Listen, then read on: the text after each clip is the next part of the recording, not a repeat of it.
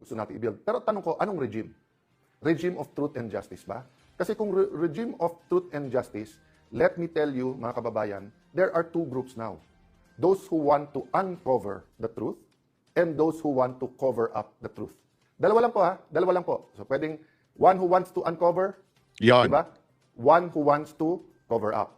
Yan. Ulitin ko ha, one who wants to cover Yan. up, wants to uncover. Oh, so dalawa lang parati yan, dalawa lang ha. Kung ano man ang ating kulay, politika. Pero bago po mangyari ang mga ganyang klaseng usapan, ulitin lang po natin ha mga kababayan, baka naman pwede mag-subscribe na po kayo kasi sa mga nanonood, 52% hindi nakasubscribe. Pero alam nyo ha, nakita ko yung statistics ha, medyo umaangat na po ito. Marami na po ang nanonood na nakasubscribe. Pero kung maaari pa, yung iba pa, yung remaining na nanonood, baka naman pwede hong tayo mag-subscribe. Okay, ito na nga. Ako na mag-i-interpret. Ako na mag-i-interpret ang banat niya sa inyo. Kasi kabisado ko itong taon na ito, matagal ko na itong nakakasama, matagal ko na itong naging kaibigan, kaya alam ko kung ano ibig sabihin niya. At the same time, meron din tayong meron tayong voice recorder diyan, naririnig ko 'yung usapan nila. Joke lang po ha. Ito. Talking to you and explain what we're fighting for. Let Ayan. me read this and let me ask you if it resonates with you, no? So, syempre, pag nag-survey, Sana lahat may Samsung Fold. Speaker. Senate President. Senator Cayetano, malapit na birthday ko, August 6. August 6, 1976. Mas gusto ko yung trifold ng Samsung, ha? Pag nagkaroon ako ng trifold na Samsung o di kaya Samsung Fold, alam niyo na kung kanino galing yun. Ngayon, wala po ako. Nokia, ano lang ako eh. 5210. Anong napipicture nyo? Sige. The easiest way to say it is some will say, Sir, parang Singapore. Sir, parang Japan. Sir, parang Switzerland. Depende kung Yan. napuntahan mo or nakita mo. Anong gusto ninyo? Ako parang Japan. Ayan ang gusto ko. Para lahat payat. Ayaw ko kasi ng tsabing katulad ko eh. Biro lang. O, di ba? What do you think of this? We, the sovereign Filipino people, imploring the aid of Almighty God in order to build a just and humane society and establish a government that shall embody our ideals and aspirations, promote the common good, conserve, develop patrimony, and secure to ourselves and our posterity the blessings of independence and democracy under the rule of law and a regime of truth, justice, freedom, love, equality, peace, do ordain and promulgate this Constitution. So, yun Yeah. sa umpisa at saka sa dulo, giveaway kasi hindi po Yan, ang sabi doon, in Tagalog, mga kababayan, tayo mga Pilipino humihingi ng tulong sa Diyos para matatag na pamahalaan na makatarungan. Ibig sabihin, with justice, according to law, makatao, malaya, mapayapa, pantay-pantay at para sa kabutihan ng lahat. Hindi lang para sa ngayon, kundi pati sa susunod na henerasyon. Yan po yung 1987 na Philippine Constitution, yung preamble po yan. ito nilikha lang ngayon or sinulat or hindi to chinat GPT or hindi to yung parang survey, kung hindi ito po yung preamble sa ating 1987 Philippine Constitution. Diba? Ibig sabihin po, ito po ang attempt na i-articulate kung anong Pilipinas ang gusto natin. Can I highlight for today? One, the aid of Almighty God. So doon po sa inyo naman nagsasabing, huwag nating isama ang usapin Diyos o ang batas ng Diyos sa batas ng tao o gobyerno. Hindi po mismong konstitusyon natin sinasabing the aid of the Almighty God. I agree with you if you say na wag nating sabihin ang Diyos kampi kami sa amin or kampi sa inyo o kayo demonyo kami. Tama. I agree with you kasi nga dapat we're on God's side. Hindi At walang sinasabi si Cayetano na nasa kanyang Diyos. Wala. Ang sinasabi lang niya, every time na siya ay nagsasalita at nagbibigay ng verse, bilang guidelines sa ating mga Pilipino kung ano ang ating susundan. And there's nothing wrong with that. Di ba? Kung ikaw ay naniniwala sa Panginoon, hindi po ba tama na magkaroon tayo ng guidelines para sa ating bayan? Ngayon, kung hindi ka talaga naniniwala sa Panginoon, medyo out sa iyo yun. Di ba? Ang hirap kasi sa atin, naniniwala lang tayo sa Panginoon pag may sakit na tayo, pag mamamatay na tayo, o pag naghihirap na, o pag dumating na si Meralco. Doon lang nagkakadyos sa atin eh. Tama, mali. Pero pagdating sa mga ibang mga problema o di kaya yung mga ganyan, ayaw na natin ng Diyos. Huwag ganun. Dapat, tayo ay, alam mo, meron such thing as religious and spiritual. Magkaiba yun. Kasi ang religious, you're just following a tradition that you do not understand why you are doing it. Because out of your religion says, kailangan gawin ito, kailangan ganito. Iba ang spiritual. Spiritual is because, alam mo, yung spirit na sinasabi ng salita ng Panginoon. Ibig sabihin, etong bagay na ito ay magkakaroon sa'yo ng guidelines sa pamumuhay. Etong sinasabi ni Cayetano, every time po siya nagsasalita ng kanyang speech, lagi siyang nagbabanggit ng scripture bilang guidelines Pero wala naman po siya sinasabing, hindi, ang Diyos, kampi ko lang, kayo, demonyo kayo. Walang ganun. Sa akin nakita ang sinabi ni Cayetano yun. Wala. Malinaw yan ha. Kasi mismong ating konstitusyon nagsasabi, in the help of God. So God should not be removed in our life, in our constitution, especially sa ating bansa. Yan ang pinaka-mere foundation ng ating bayan. If you don't like it, sorry. Wala tayong magagawa. Pero that's part of the constitution. Dapat nating claim na God is on our side, di ba? But yung salita ng Diyos ay importante. So that's number one. Number two, malinaw na malinaw dito. Rule of law, ibig sabihin po, hindi tao yung masusunod kung hindi batas. Di ba? Hindi ba yung presidente? Hindi ba yung kamara? Kasi sabi nung isa pang palpak na Jesus Palsis, yung isa pang bobong abogado, sabi niya, hindi, as long as kinonfirm na ng presidente o kinonfirm na ng kamara, kaya yan ang tamang Senate President. Tanga no? Nakakapunyeta lang din pagkaganyan ng abogado no?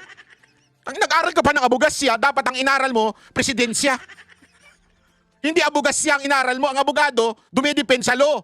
Hindi sa opinion ng presidente, opinion ng kamara. Stupid sana. Nakalagay din po dito yung sinasabing regime of truth, justice. No? So, ibig sabihin po, kailangan maghari ang katotohanan. Ayan. So, let me go to a new word, cover. Cover. What does it mean to be covered or to have cover? Diba? So, sa libro, yung cover, yun yung ibabaw.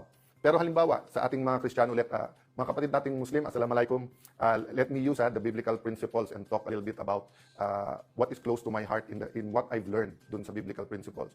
So halimbawa, sa mga Kristiyano, hindi po ang ating sariling gawa or hindi tayo worthy na ma-reconcile sa Panginoon. Pero paano yun? May utang tayo, may kasalanan tayo. We are covered by the blood of Jesus. You are covered, di ba? So pag sinabi ko, halimbawa, George, in advance mo 3 months na sweldo. Sir, sabi mo last time, pag nag-overtime ako ng itong habang SP ka, covered na yung utang ko. Di ba? Bayad na yon. So, napaka-importante po ng word na cover. Okay. Having said that, ano po ang ibig sabihin pag sinabi natin na ngayon na recovered? Ibig sabihin, na-cover dati, nawala, nire-recover mo. Di ba? So, for example, during the time of President Aquino and the first half bago nung pandemic, President Duterte, napakaganda ng ating ekonomiya. Nagkaroon ng economic recovery. Diba? Nag-recover ang ating ekonomiya. But simula nung pandemic, nagka-problema, and then gumanda-ganda after the pandemic. Then, ayun, sunod-sunod. Yung ating flood control scandal, actually, ano lang po yun? Yun siguro ang pinakamalaki. Pero napakadami pa na systematic corruption na hindi na pag-uusapan. And Totoo then, yan. nangyari itong Ukraine-Russia conflict at tapos yung Middle East, nakakatapos lang pero we still feel the effects. So what I'm saying, again, our economy is suffering. We have to recover. Okay. So in terms of nation building, yung 13 po ngayon o yung majority led by Senator Lacson, Senator Soto, Senator Win Gatchalian, of course, as the Senate President, the two Senator Tulfos, Rafi and Erwin, I will not take it away. They want to build a nation. Don't take it away from us. Yung amin pong grupo want to build a nation. So good faith po tayo. Meron kayong vision of a nation you want to build. Meron kaming vision nung gusto natin i-build. Pero tanong ko, anong regime? Regime of truth and justice ba? Kasi kung regime of truth and justice, let me tell you, mga kababayan, there are two groups now. Those who want to uncover the truth and those who want to cover up the truth. Dalawa lang po ha, dalawa lang po. So pwedeng one who wants to uncover, Yan. diba? One who wants to cover up. Yan. Ulitin ko ha, one who wants to cover Yan. up, wants to uncover. So dalawa lang parati yan, dalawa lang ha. Kung ano man ang ating kulay, politika. Magagalit na naman yung mga Aquino dyan. Sasabihin na naman lang, inaagaw mo yung ganito namin. Ganun, galit na galit yung mga Aquino dyan eh. Yung si Mama Aquino at isa pang Aquino eh. Inaagaw mo yung ganito namin na amin yan. Pero hindi naman sila lumalaban. Ano ginagawa nila? Sumisip-sip ng tumbong ni Marcos. Hindi sila lumalaban. Ang punto po, we have to meditate, we have to pray, we have to make a decision. Bakit po? Mali-maleta ang reward kung ikaw ay para dun sa cover up. Pero napakalaki ng mga consequences. Kaso, bashing, tatanggalan ka ng kung ano-ano. Basta ipafile lang ka ng cyber libel kapag ka ikaw ay for uncovering the truth. That's just the nature of things. Whether you talk about organized crime, whether you talk about slavery, whether you talk about all the injustices in the world, those who want to keep the injustice, those who want to cover up, usually have the resources. Kasi kumita sila doon eh. Di ba? Nandoon yung kayamanan ng mundong ito eh. But those who want to uncover the truth, to reveal the truth, di ba? To show the truth. So why is this important? Because, for example, we're an agricultural country, di ba? Gusto natin hindi lang to produce our own food. We're an archipelago, pero nag-i-import tayo ng isda. Nakakakain tayo, pero magsasaka natin, hindi nakakakain. Mga anak nila ayaw na po maging magsasaka kasi walang pera sa pagiging farmer. And there are a lot of good programs, di ba? But habang ninanakaw lahat ng pera, habang mali-maleta ang pera, habang ang hindi lang naman flood control, di ba? Pati yung irrigation, ninakaw din yun. Ilan regimes ang dumaan, pati fertilizer, di ba? Tubig ang binigay nung before sa ating mga farmers. So what I'm saying there is that in any home, in any building, in any nation, foundations are important. So kapag ka ikaw ay gumawa ng isang bansa, ang pundasyon niya ay sa buhangin, gigiba yun. Gigiba po yun. Kasi hindi tama ang pundasyon. So kailangan ang pundasyon natin katotohanan. So respond lang ako ng konti, sabi ni Senator Lacson. Yan. Sayang ang pera. Nako. Kung si Alan Cayetano ang Senate President, 700 million ang Nako. nagastos. Sabi ko, saan kaya galing yon? Tapos, sabi ko, total, magaling mag-divide. Sila Senator Lacson, very divisive. Dinivide ko. Kasi ang Grabe, no? Very divisive. Hindi ko maintindihan. Daldal pa sila na... Eto nung panahon na nakuha nila yung Senate presidency, naalala nyo si Soto, di ba? Si Chis Escudero pa nga nagpasumpa sa kanila. Nung nakuha ni Alan Cayetano, nagpuputak na sila. Daldal na sila ng daldal. Banat sila ng banat, kaliwat kanan. Nung balik na sa kanila, wala nang problema dito sa mga Cayetano group. Pero yung BBM block, patok-putak pa rin ng putak. Ayan pa yung, meron pa silang pautok ngayon. Everyday, ganito ang ginagastos nung panahon ni Cayetano. Ano ba, putangin? Sorry. Nakakagago naman kayo. Tapos na, nakuha nyo na, naagaw nyo na eh. Naagaw nyo na, epal pa kayo ng epal eh. Bakit ba? Ano bang problema ninyo? Hindi kayo mag-move on. niya, 28 days daw ako naging Senate President. So tingnan nyo po multiply muna, multiply. Multiply mo ang 25 million na sinabi ni Senator Win na gastos ng Senate a day, i-multiply mo yun sa 28 days, and, balik rin mo naman, division. 700 divided by 28 days is 25 million. Yun din naman ang ginawa ni Senator Win. Tinignan niya lang yung budget ng Senado, tapos dinivide niya, nakuha yung 25 million a day. So nasaan yung intellectual dishonesty? Nasaan ang pagtatago ng katotohanan? Ayan, tinan natin. Simple lang po. Kahit sino po ang Senate President, 25 million a day ang gastos ng Senado kung ganun kasimple ang computation mo. Meaning, yung budget ng buong Senado divided by the number of calendar days. Di ba? So, may nabasa po ako, sorry, nakalimutan ko kung sino mismo nagsabi. Sabi niya, statistics is like a bikini. Ulitin ko Nako. Statistics is like a bikini. Why? What it shows is very revealing. But what it hides is essential. So, Yo. makikita nyo po, ni-reveal niya, parang pang-intriga, di ba? Kasi magaling naman talaga sila mang-intriga eh. Nagte-take turns lang naman po, si Raffy Tulfo, si Erwin Tulfo, si Senator Ping Lacson, tapos yung iba sa grupo nila, yung tag team lang yun, para kayo naman mang-inis kay Alan, kayo naman magkalat ng hindi totoo, kayo naman magkalat ng ganito. Palabasin natin ang gulo-gulo, di ba? Again, ano yung intent? Para hindi malaman ang buong katotohanan tungkol sa korupsyon sa ating bansa. Yo, But totoo. let's be intellectually honest. Whoever was SP nun, ganun din ang gastos. Question. Tama. Pero bakit sila one day may napasa? I challenge all the congressmen and senators. 1998 pa lang, congressman na po ako. Naging konsel po ako, for a short while po, vice mayor. Naging member po ako ng House of Representatives. 4 na term po, 4 na term. Pangatlong term ko na po to bilang senador. I was privileged, no? God honored me by allowing me to be speaker, and then for Senate President, kahit maikse. I challenge lahat ng congressman, senador. Prove me wrong. Sa huling 3 araw, yung Monday to Wednesday, kapag kayo po ay session, diyan po ang ratsadahan. Kasi lahat ng pang second reading, i-second reading na natin. Lahat ng pang third reading, i-third reading na natin. Lahat ng, halimbawa, 7 ang nakapila sa Senate or 20 nakapila sa House. Nagigets niyo yung paliwanag niya? Yung sinasabi nilang amount na nagagastos ni Alan Cayetano, that is so tricky. Bakit? Kahit sino namang Senate President, ganun ang nagagastos every day. Kaya nga sinasabi niya, bakit kayo nakapagpasa ng batas? Di ba yan ang sinasabi nyo? Kasi umattend, di ba yung, kayo noon, hindi kayo umattend dun eh. Remember, nag-walk out kayo? Kaya hindi nakapagpatuloy? Yun naman ang issue dun. Ngayon, ang punto dito, kung gumagastos pala ng ganyan, itigil na lang natin. Lahat naman gumagastos talaga eh. So what the hell, di ba? Anong dahilan nyo? Kakausapin na ng majority leader yon, or mag-uusap majority minority leader. Pare, isa na lang magtanong, pasa na natin to. Yun po talaga ang ano doon. But what did the group of Senator Win and Senator Lacson do? Since May 11 po hanggang yesterday, hindi po sila naglagay ng mga miyembro ng committee nila as minority. Sila po ang ayaw magtrabaho. Hindi po sila naglagay ng mga membro para hindi mag-function Yun. yung mga committee. Question. Galing. Paano po yung mga ready na for BICAM na ipapasa? Yung po ay inauthorize namin. Tatanda nyo po, May 13, yung pong inatake ang Senado, yung pong sa NBI na sinasabi lang ngayon na, na halatang halata na ngayon ay part ng kanilang plano na sa aming binibintang. Alam nyo po ba na the next day po ay meron pong BICAM tungkol sa voucher system sa DepEd. Yun po ay nakakasana sa House of Representatives. Nag-confirm ako, tinawagan ko mismo si Speaker D na pupunta po ako doon. Tapos nagkagulo. Kinancel nila po yun. Kung hindi ako nagkakamali, si Senator Bam Aquino ang chairman nun, ang magpapatuloy nun. Meron, napakarami pong hearing. Yung hearing si Senator Pia tinuloy. Yung kay Senator Pangilinan, nagtanong naman siya sa floor, pero sunod-sunod na batiko sa iba't ibang mga pahayagan at online, kawawa daw yung farmers, dumating po sa Senate, tapos pagkatapos hindi pinakinggan. Kawawa po talaga kasi nagamit sila. Kasi pwedeng ituloy ang hearing. Hindi nila tinuloy. Hindi So, nila yung sinasabi ko nilalagyan. na Hindi nagtrabaho. Hindi nila nilalagyan ng tao kasi kailangan pag hearing yung committee merong minority. Hindi ho nila nilagyan. Anak ka ng weteng. Oo. Waling-waling po yun. No?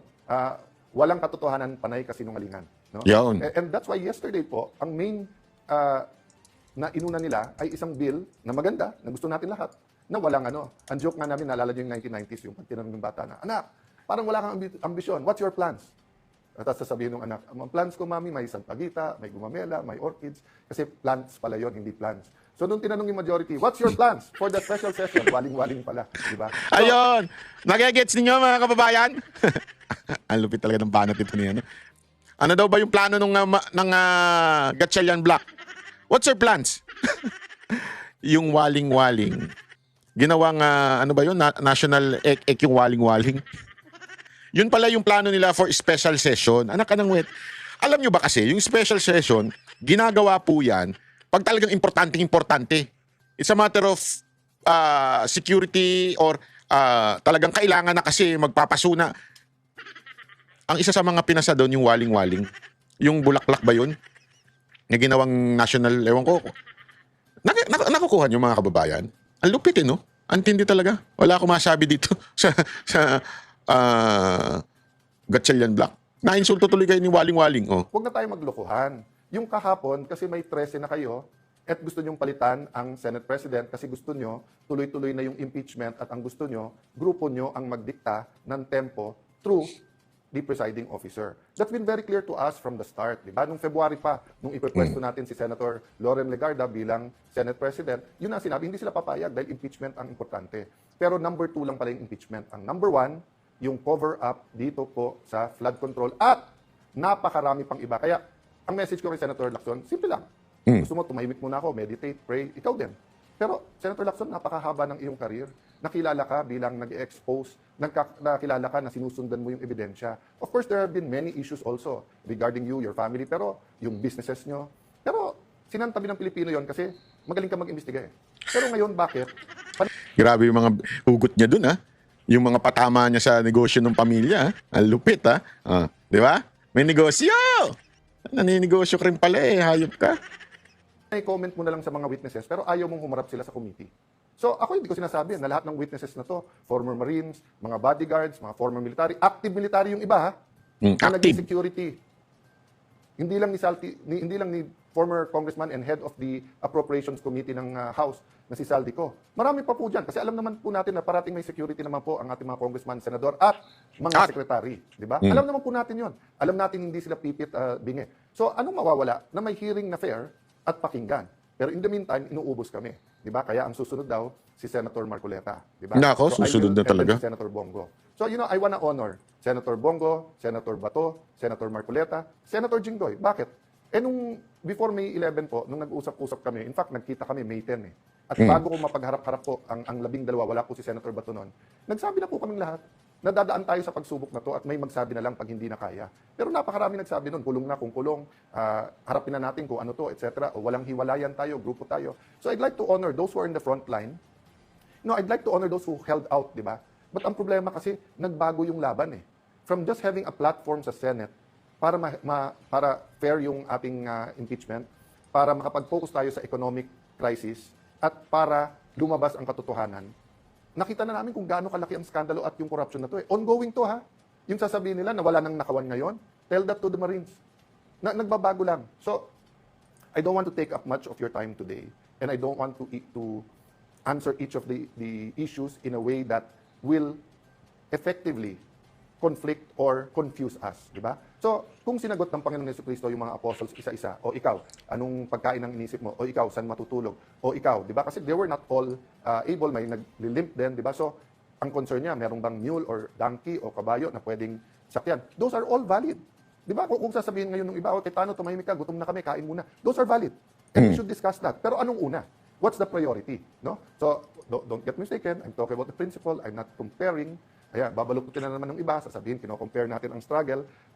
God is God. And we have to pray that we're on God's side. But there are principles He teaches us. So, di ba ano sabi ko sa inyo kanina? Nation building. At saan natin umpisahan yung nation building? Sa pundasyon. Rule of law. Diba? Regime of justice and truth. Kung walang justice and truth, yung binibuild po natin, para natin nilagyan ng anay.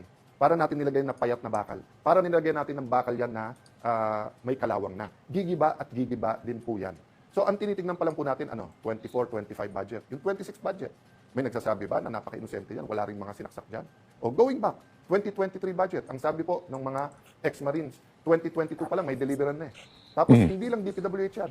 Meron din yan po sa farm-to-market roads. Meron din daw sa school buildings. Meron silang binabanggit na noong 22, 23, BIR. So, napakarami po. Alam naman na po natin na may corruption. Again, don't get me wrong. What I'm looking at is the systematical robbing blind our people in the last few years. No? There are two systemic na pagnanakaw. Di ba? Yung sistema natin sa Pilipinas na may papel ka, kailangan may lagay. Di ba? So, tatlong natin kailangan tignan. Yung una, yung day-to-day corruption na parang walang mastermind yon. Yung wala kang plaka, hinuli ka, penging 1,000. Yung nahuli ka, walang driver license, penging 1,000. Magpa-file ka ng business permit, 20 mil lang dapat mo bayad, penging 5,000. Di ba? So yun, we will deal with that, and we're dealing with that, and citizens are dealing with that, churches are dealing with that, business groups are dealing with that. Pangalawa, yung systemic, yung nasa Pilipinas, yan ang kalakaran. So we have to deal with that through values, through systems. But I'm talking about the systematic and continuing robbing us blind now and using the last bastion, which is the Senate. Not only to be the rubber stamp, but to be their mouthpiece para maraming issue para hindi tayo tumutok dito. So that's the sad thing, that there is an economic crisis. Naghihirap ang ating mga kababayan. So kailangan natin isabay yun, pero hindi natin pwedeng ilihis ang usapan. So in behalf of the senators I represent, in behalf of the people praying for us, in behalf of students, farmers, healthcare workers, OFWs, seafarers, na sinasabing, boss, may pag-asa pa ba ang Pilipinas? Boss, boss, hindi kami nawawalan ng pag-asa. Huwag niyo kaming bossin, kayo boss namin. Ilan politiko na dumaan na kayo boss? You do not cover up from your boss. You tell the boss the truth. If you tell your boss lies, he will fire you and even put you in jail. Diba? Pero ngayon po hindi. So may dalawang boss. Boss ng cover up at saka yung boss ng gustong mag-uncover. Please meditate on that. Handa po tayo. So dati, ang capacity po natin bilang Senate President at mga kasama ko bilang mga chairman ng mga committees, gagamitin natin as a platform yon for the truth. Hindi para usigin or i-persecute ang kahit sino. Iba ang prosecute, iba yung persecute. Hindi po. We were going to use that platform. O nakita natin in less than 40 days kung paano inuga ang mga pundasyon ng Senado at inuga ang pundasyon ng ating mga institusyon at paano pinunit ang konstitusyon para lang matuloy yung cover up. Now, Yun. we will have other Lupit. platforms, other venues. And one of this venue is Facebook. So ito lang ang tanong ko sa mga pamilya ko sa Facebook. Bakit si Senator Lacson at yung Senator Raffy Tulfo, Senator Erwin Tulfo, gumagamit din naman sila ng Facebook na tignan nyo nga sa Senate, bawat salita, tumingin lang ng ganun, gumanon, may sumusunod sa kanila di ba? Binuking mo naman. Makikita mo, pati kay Senator Lacson, yung angal ni Senator Marcoleta, pati sa CA, kahit anong committee, ini-edit, pinapaganda yung Tingnan nyo ito, bubukingin niya si Lacson na. Tingnan ninyo. Grabe yung pitik nito ni Cayetano dito kay Lacson. Tawa ko. Baklitas! Tingnan nyo. yung itsura, di ba? Yung sa NBI, hindi ko lang totoo ba yun yung talagang nag-ayos na nung hearing. Everyone is lang matuloy yung cover up. Now, we Ayan. will have other platforms, other venues. And Ulit, one of ulit, this ulit. venue is Facebook. So, ito lang ang tanong ko sa mga pamilya ko sa Facebook. Bakit si Senator Lacson at yung Senator Raffy Tulfo, Senator Erwin Tulfo, gumagamit din naman sila ng Facebook na tignan nyo nga sa Senate, bawat salita, tumingin lang ng ganun, gumanon, may sumusunod sa kanila di ba? Tapos, makikita mo, pati kay Senator Lacson, yung angal ni Senator Marcoleta, pati sa CA, kahit anong committee, ini-edit, pinapaganda yung Si Lacson, yan eh. Galing, si Lacson, ano lang yan eh. Linis-linis yan eh. Galit pa na kunwari sa Facebook ni Cayetano. Pero siya, grabe magpakit sa media yan. May pa-edit pa talaga. Hindi lang yung ini-edit yun ha. Pati yung mukha niya talaga daw naghahanda. Ano yun? Bakit ka ganun? Ano, baka nag-makeup ka pa, Lacson? Hoy! Yung itsura, di ba? Yung sa NBI, hindi ko alam totoo ba yun, yung talagang nag-ayos na kaano nung hearing. Nag-ayos, nag-lipstick pa yan, ano, siguro. Everyone is aware that it's not only mainstream, meron din social media. Ba't kayo galit na galit pag nagpe-Facebook ako? Ang hilig nyo rin mag-Facebook. Yawn! Kasi sabihin nyo, hindi, kasi mas maraming nanonood kay Alan Cayetano kasi nagsasabi ako ng totoo. Yawn Hindi yun. naman parating, mas maraming nanonood sa akin. Bakit last year ba? Mas maraming nanonood sa iyo. Rafi at Erwin Tulfo. Problema, nabuko kayo na may tinatago kayo. Di ba? O kung hindi lang sa sarili, para pati din sa Malacanang. So, walang perpekto sa atin. But it's time for real change. So yun ang hiningi ko mga kababayan. Huwag po tayong susuko. Huwag po tayong manghihina. Tao din naman po ako. So I spent the day yesterday. Sabi ng asawa ko, pwede kang kumain ng sisig ngayong gabi. Kasi nga mataas cholesterol ko eh. Pero sabi niya, para naman matuwa ka ng konti. Tapos sinama niya yung barkada namin na medyo magaling sa akin ng konti yun. Pero kaka-level ko na mag-chess. So at least hindi ako talo parate. Tapos, I spent the day reflecting. Tinext ko mga kasamahan ko as a group, individually, na, na kailangan, ito ang sitwasyon, ituloy ang laban. I thank them. Humingi din ako ng kapatawaran sa pagkukulang ko. Sabi ko, pasensya na kayo, hindi rin ako perfecto, tao din. May pagkukulang din ako sa inyo. Yan. So, sa mga kababayan, kung may pagkukulang din ako sa inyo, hindi lang bilang Senate President, hindi lang bilang ordinary senator, even in how I articulate these issues, pagpasensyahan nyo. But like you, let's all do our best. Let's not lose hope. And let's Yan, ang ganda. Ang galing talaga nito maman to, no? Marunong mag-sorry. Hindi mayabang. Yan ang gusto ko sa leader. Di ba? Well, hindi mayabang. Kasi totoo naman, meron din mga pumupuna na nahihirapan maintindihan yung pag-articulate niya. Yung mga kwento niyang mahaba at saka medyo minsan matalino yung kwento niya. Ang sinasabi niya, pagpasensyahan niyo na rin ako kung hindi man ako perfecto. Ayan ang ganyan ng leader. praying. No? I still believe there will be people who will be switching sides. Sabihin, hindi sir, pakonti ng pakonti tayo. Sir, iba talaga. Laban lang. May kapangyarihan, hindi po. The moment you lose hope, that's the moment. Kasi may spiritual warfare dito. No? Yan. Sabi sa Bible, meron pong principalities, authorities, spirits. Isang spirit doon yung lying tongue. Yung bumubulong, talo na kayo, wala na kayong magagawa. Total, sila kumita ka na rin. Di ba? Huwag po tayo makikinig doon. Doon po tayo sa tama. Let us build this nation we love. And let us serve the God we love. God bless you po. Yun, hallelujah. Yan ang mga banat, di ba? Kasi alam mo, ito nga yung pag-usapan natin ng bahagya. Alam mo, gusto ko lang pag-usapan ito. Ito po kasi nangyayari sa atin. Talagang dapat maunawaan natin that this is part of God's plan in the whole world and humanity.